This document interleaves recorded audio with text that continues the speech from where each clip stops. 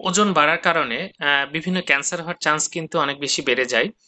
প্রথমত যেটা বলতে হয়, আমাদের দেশে স্তন ক্যান্সার বা ব্রেস্টে ক্যান্সার কিন্তু অনেক বেশি পাওয়া যায়। ব্রেস্ট ক্যান্সারের সাথে কিন্তু ওজন বাড়ার একটা সম্পর্ক আছে।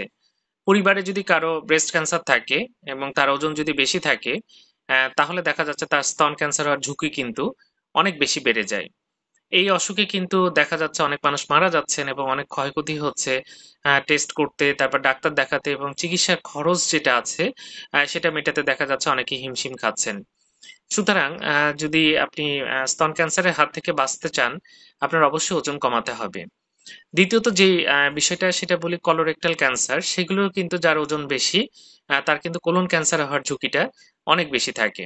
আমরা জানি যে কোলন ক্যান্সারে মানুষ মারা যায় এবং এটার চিকিৎসা ব্যয় কিন্তু অনেক বেশি। বিভিন্ন টেস্ট করতে হয়, অনেক রেডিওথেরাপি, তারপর কেমোথেরাপি এগুলো কিন্তু অনেক এক্সপেনসিভ এবং সবচেয়ে সমস্যা হচ্ছে এগুলো সব জায়গায় দেয়া যায় না। এবং প্রচুর মানুষ এখানে আক্রান্ত। সুতরাং অনেক বেশি ক্ষয় খরচের একটা বিষয় আছে। এছাড়া এন্ডোমেট্রিয়াল যে ক্যান্সার অর্থাৎ জরায়ুতে যে টিউমার হয়, সেটার কারণেও কিন্তু ওজন বেড়ে গেলে এটা হতে পারে।